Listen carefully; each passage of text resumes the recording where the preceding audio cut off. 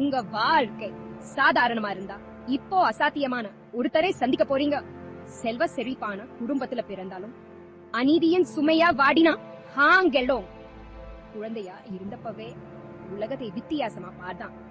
மற்றவங்க சுவர்களை பார்த்த இடத்தில் எல்லாம் அவன் வாய்ப்புகளை பார்த்தான்.